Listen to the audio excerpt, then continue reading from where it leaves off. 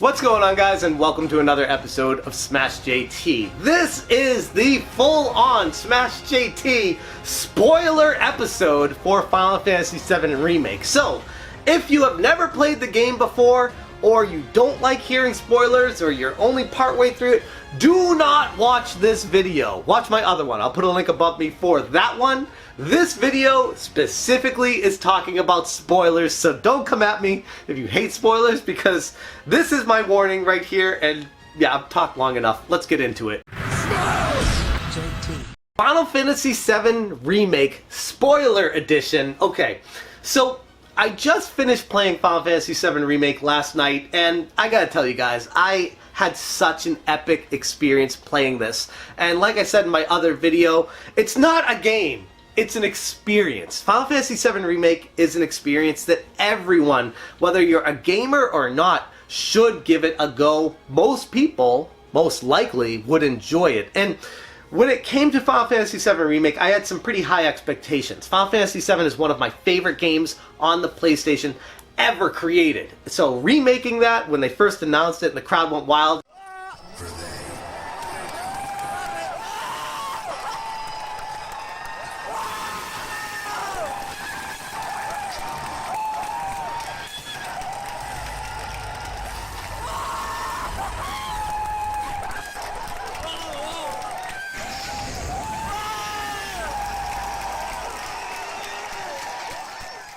I was at my computer, I was like, oh my god, this is absolutely insane. They're remaking a game from my childhood that basically defined, at the time, 3D RPGs for me, and it did a fantastic job, which, by the way, still holds up today, and after playing Final Fantasy VII Remake, makes me want to go back and play Final Fantasy VII once again on the PlayStation. But as far as the spoilers are concerned, this game, I don't know if I'm a big fan of how they handled things, and that goes with the storyline specifically. I really enjoyed how it just enthralled me in it, and I just couldn't wait to find out what happened next.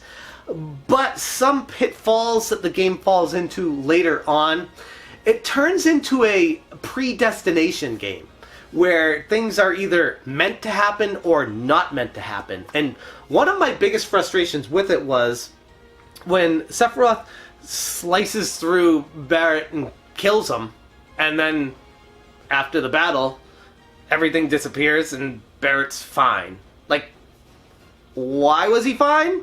Because the ghosts that fly around said it wasn't his time to die.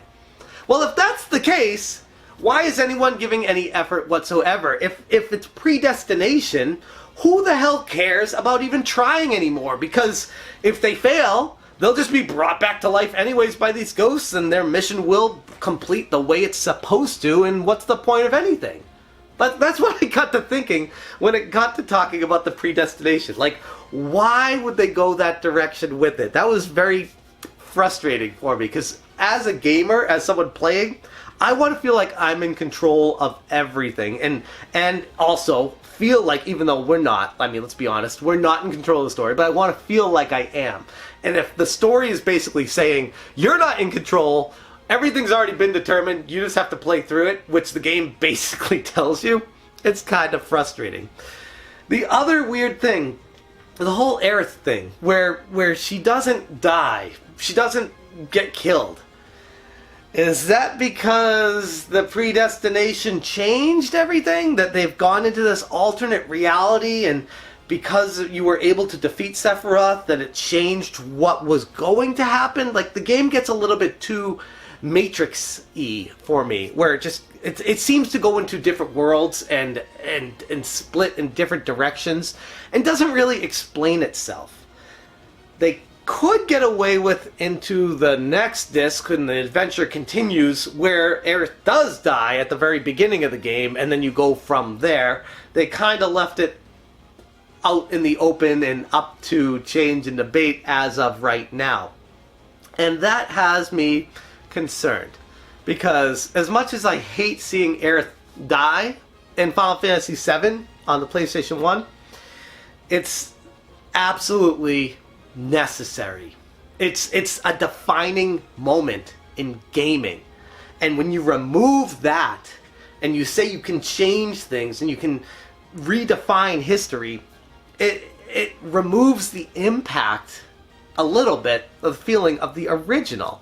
It makes me wonder if they are just doing this to appease fans. If they're trying to give it another go, where the original, they can't update the game, they can't change anything of it. It is what it is.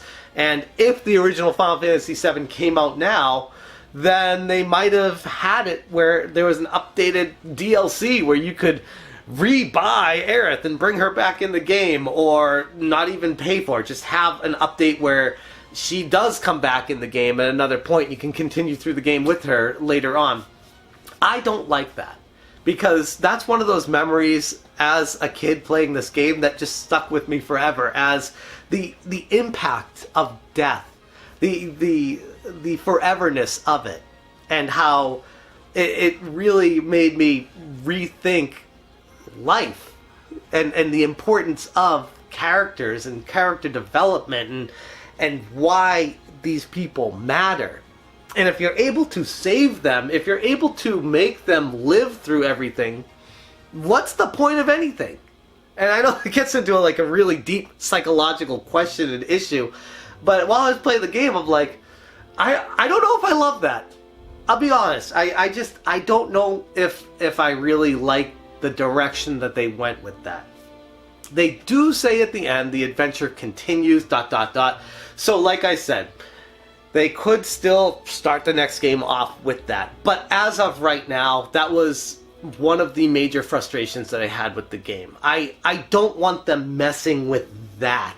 You know, that's like the one thing that I don't want to see changed. That I feel like Square Enix might be bending because of pressure from the public, or pressure to make something different and stand out instead of just going with the tried and true successful formula of what made the original so special.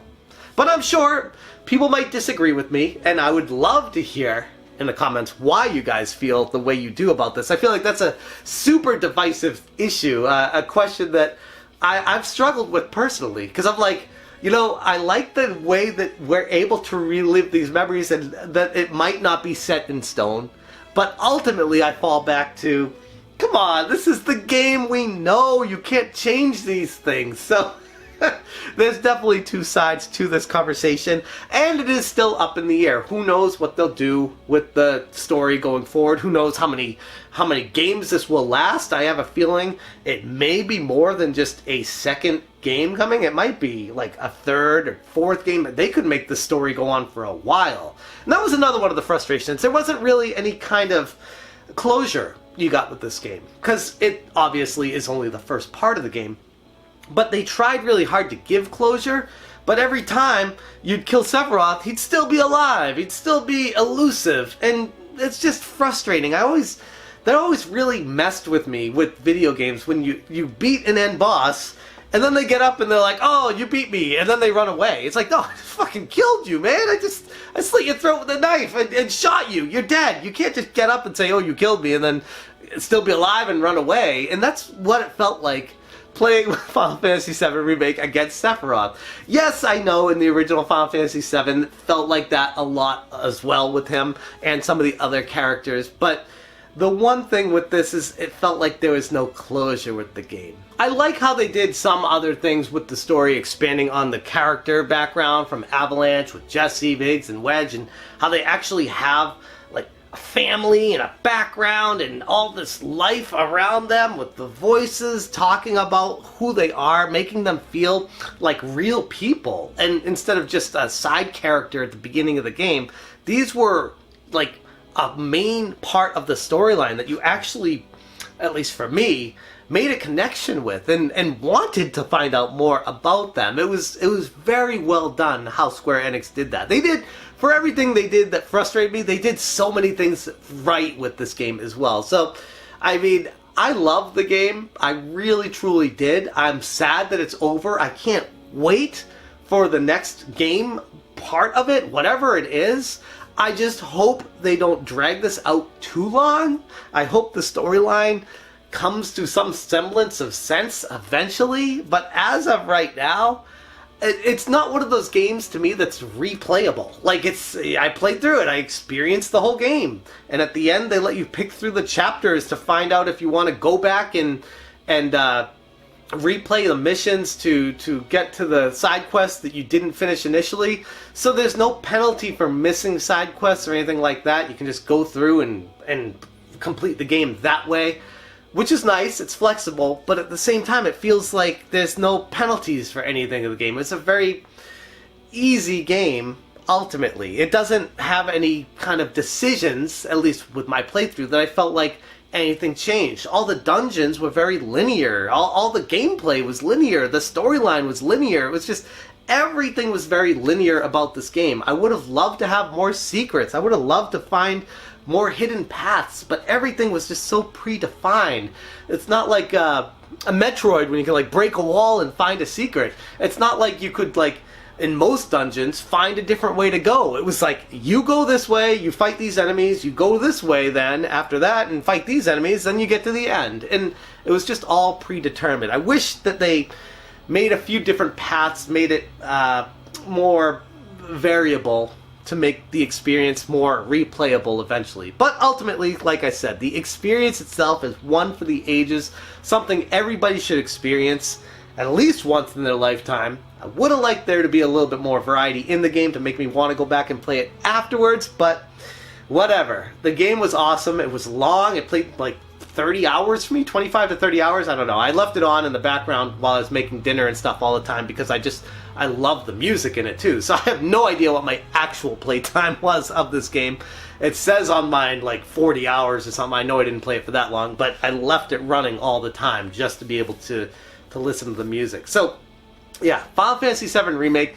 A lot of questions and concerns I have with what they're doing with the storyline right now, but as of this moment, after beating the game, I'm not mad or frustrated or angry about it. I feel like they could have done things a little bit different, but as it stands right now, a fantastic experience, and I couldn't be happier unless they actually, made things a little bit more less linear, I guess I could say. Anyways, I'm going to leave the video right there.